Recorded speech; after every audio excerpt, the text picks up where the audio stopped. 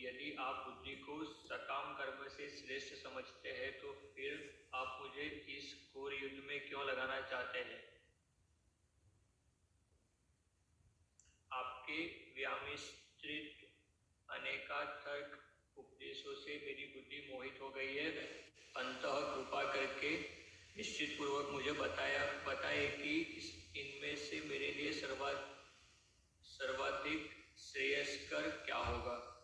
श्री भगवान ने कहा, हे निष्पाप अर्जुन, मैं पहले ही बता चुका हूँ कि आत्मक साक्षात्कार का प्रयत्न करने वाले दो प्रकार के पुरुष होते हैं। कुछ इससे ज्ञान योग द्वारा समझने का प्रयत्न करते हैं तो कुछ भक्तिमय सेवा के द्वारा। न तो कर्म से विमुख होकर कोई कर्म फल से छुटकारा पा सकता है और न केवल संन्यास से सिद्धि प्राप्त की जा सकती है। प्रत्येक व्यक्ति को प्रकृति से अर्जित गुणों के अनुसार विवश होकर कर्म करना पड़ता है। अंततः कोई भी एक क्षण भर के लिए भी बिना कर्म किए नहीं रह सकता। जो कर्मेंद्रियों को वश में तो करता है, किंतु जिनका मन इंद्रिय विषयों का चिंतन करता है वह निश्चित रूप से स्वयं को धोखा देता है और मिथ्याचारी कहलाता है। दूसरी ओर यदि कोई निष्ठावान व्यक्ति अपने मन के द्वारा कर्मेंद्रियों को वश में करने का प्रयत्न करता है और बिना किसी आसक्ति के कर्मयोग कृष्णा भावामृत में प्रारंभ करता है, वह अति उत्कृष्ट है। अपना नियत कर्म करो, क्योंकि कर्म न करने की अपेक्षा कर्म करना श्रेष्ठ है। कर्म के बिना तो शरीर निर्वाह भी नहीं हो सकता। श्री विष्णु के लिए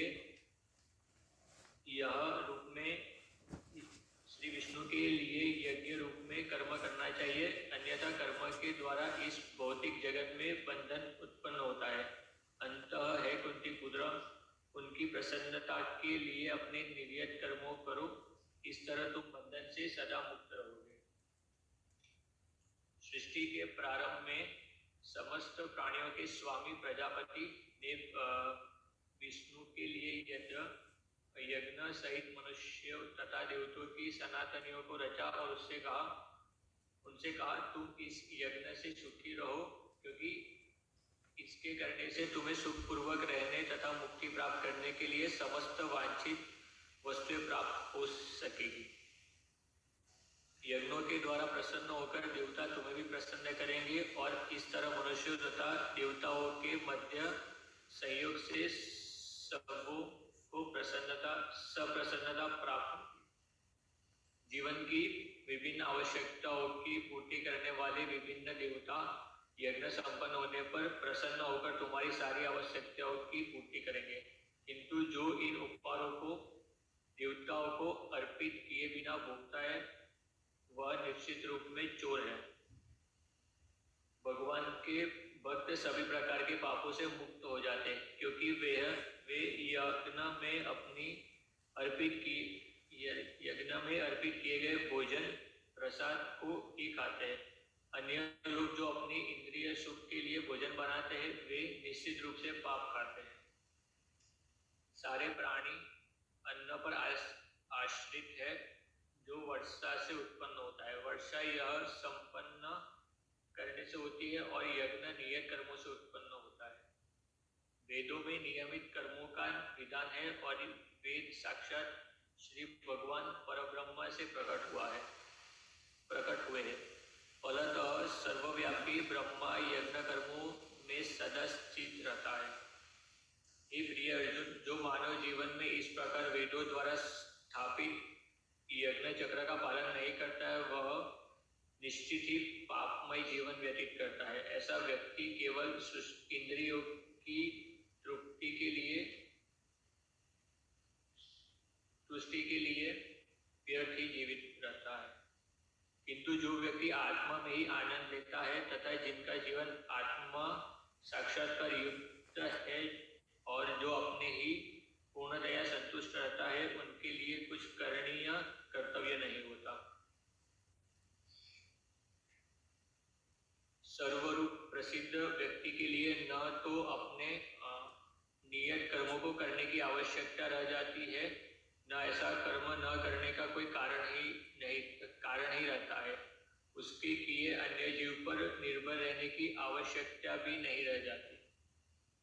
अंतः कर्म फल में आसक्त हुए बिना मनुष्य को अपना कर्तव्य समझकर निरंतर कर्म करने रहना चाहिए, क्योंकि अनासक्त होकर कर्म करने से उसे परब्रह्म परम की प्राप्ति होती है। जनक ऐसे राजाओं ने केवल नियत कर्मों को करने से ही सिद्धि प्राप्त की। अंतः सामान्य जनों को शिक्षित करने की दृष्टि से तुम्हें कर्म करना चाहिए।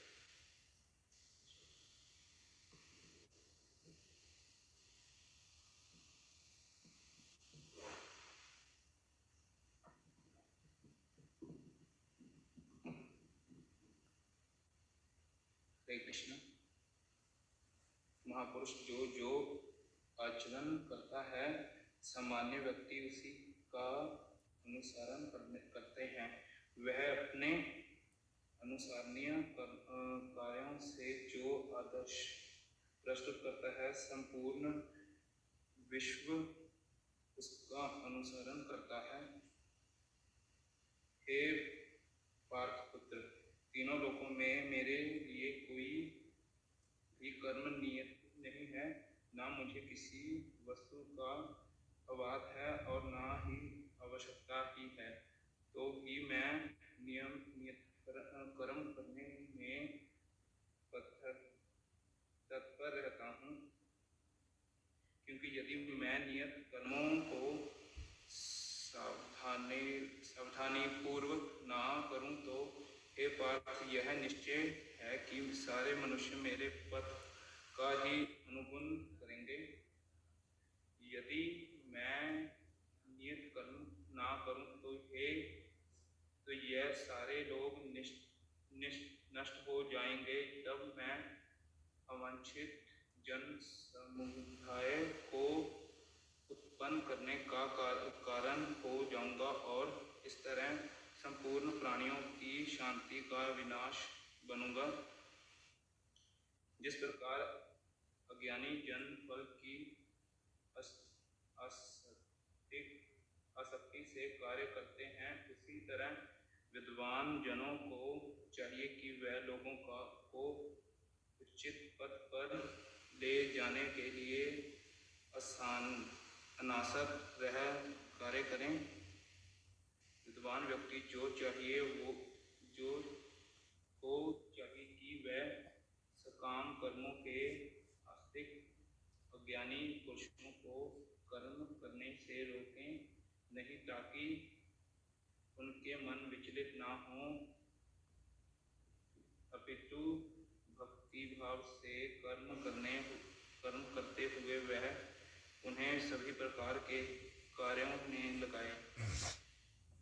जीवात्मा अहंकार के प्रभाव से मोहग्रस्त होकर अपने आप को समस्त कर्मों का कर्ता मान बैठता है, जबकि वास्तव में वह प्रकृति के तीनों गुणों द्वारा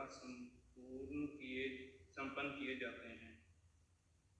हे महाबाहु, भक्ति भाव्य कर्म और तथा सकाम कर्म के भेद को भांति जानते हुए जो परम सत्य को जानते हैं, वह कभी भी अपने आप को इंद्रियों में तथा इंद्रिय वृत्ति में नहीं लगाता। माया के गुणों में मोहग्रस्त होने पर अज्ञानी पुरुष पूर्णतया भौतिक कार्यों में संलग्न रहकर उनमें आसक्त हो जाता है। यद्यपि उनके ये कार्य उनमें ज्ञान भाव के कारण अध्यम होते हैं, किंतु ज्ञानी को चाहिए कि उन्हें विचलित ना करें। अंत हे अर्जुन, अपने सारे कार्यों को मुझ में समर्पित करके मेरे पूर्ण ज्ञान में से युक्त होकर लाभ की आशंका से रहित, स्वामिपत के किसी दावे के बिना तथा आलस्य से रहित होकर युद्ध करो। जो व्यक्ति मेरे आदेशों के अनुसार अपना कर्तव्य करते हैं, वह अपने ईश्वरीय होकर इस देश का श्रद्धापूर्वक पालन करते हैं, वह सकाम कर्मों के बंधन से मुक्त हो जाते हैं। किंतु जो ईर्ष्यावश इन उपदेशों की उपेक्षा करते हैं और उनके पालन नहीं करते, उन्हें समस्त ज्ञान से रहित, दिग्भ्रमित तथा सिद्धि के प्रयासों में नष्ट भ्रष्ट समझना चाहिए।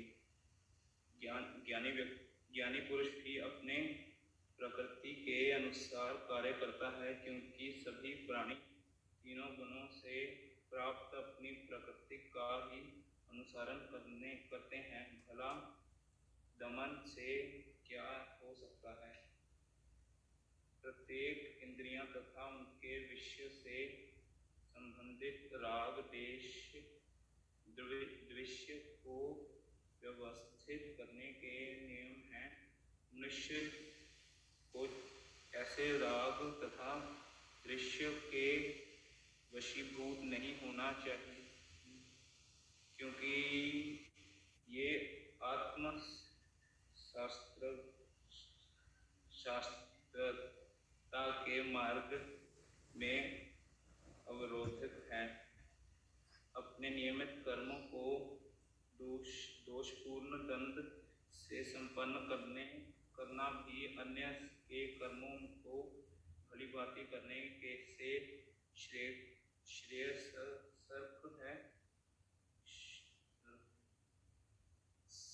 स्वीय कर्मों को करते हुए मरना पराये कर्मों में प्रवर्तित होने की अपेक्षा श्रेष्ठतर है, क्योंकि अन्य किसी के मार्ग का अनुसरण भाव्य होता है। अर्जुन ने कहा, हे विष्णुवंशी, मनुष्य ना चाहते हुए भी पाप कर्मों के लिए प्रेरित क्यों हो जाता है? ऐसा लगता है कि उसे बलपूर्वक उनमें लगाया जाता है। श्री भगवान ने कहा, हे अर्जुन, इसका कारण रजोगुण है। रजोगुण के संपर्क से उत्पन्न काम है, जो बाद में क्रोध का रूप धारण करता है और जो इस संसार का सर्वभक्षी पापी शत्रु है।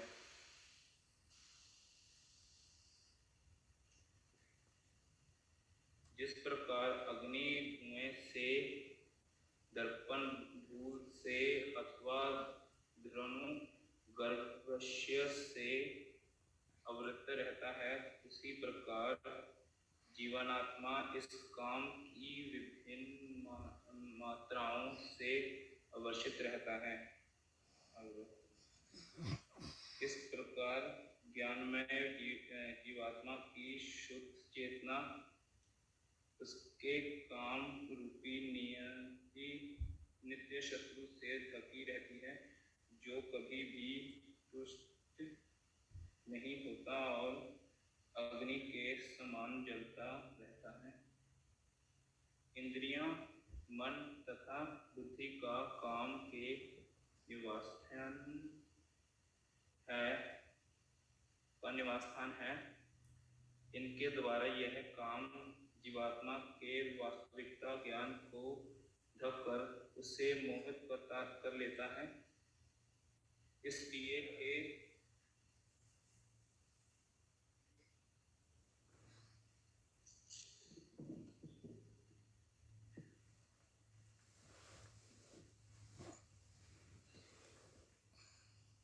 श्लोक नंबर 41। इसीलिए हे भरतवंशियों में श्रेष्ठ अर्जुन, प्रारंभ में ही इंद्रियों को वश में करके इस पाप के महान प्रतीक का दमन करो और ज्ञान तथा आत्म साक्षात्कार के इस विनाशकर्ता का वध करो। कर्मेंद्रियों जड़ पदार्थ की अपेक्षा श्रेष्ठ हैं। मन इंद्रियों से बढ़कर है, बुद्धि मन से भी उच्च है और यह बुद्धि से भी बढ़कर है। इस प्रकार हे महाबाहु अर्जुन, अपने आप को भौतिक इंद्रियों, मन तथा बुद्धि से परे जानकर और मन को सावधान आध्यात्मिक बुद्धि से स्थिर करके आध्यात्मिक शक्ति द्वारा इस काम रूपी दुर्जय शत्रु को जीतो।